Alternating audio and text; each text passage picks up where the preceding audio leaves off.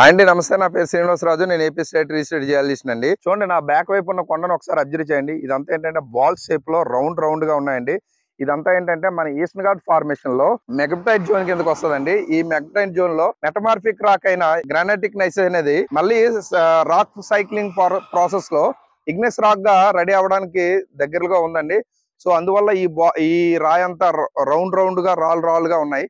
ఈ ఏరియాలో ఏంటంటే మనకి గ్రౌండ్ వాటర్ ఫీజిబిలిటీ దొరకాలంటే మీ దగ్గరలో ఉన్న జియాలజిస్ట్ ని ఖచ్చితంగా కన్సల్ట్ చేయాలండి. ఎందుకంటే ఈ టైప్ ఆఫ్ రాళ్ళు అనేవి ఏంటంటే ఎర్త్ లో కూడా సేమ్ ఇదే విధంగా రౌండ్ గా ఉండి ఒకదానికొకటి అటాచ్ అవుతాయండి. ఆ అటాచ్ అయ్యేటప్పుడు ఆ గ్యాప్స్ ఉంటాయి కదండి, ఆ గ్యాప్స్ లో ఏంటంటే సాయిల్ మిక్స్ అయ్యి పడిన వాటర్ ఇన్ఫిల్ట్రేషన్ అయ్యి గ్రౌండ్ వాటర్ ఫీజిబిలిటీ డెవలప్ అవడానికి అవకాశాలు ఉంటాయండి.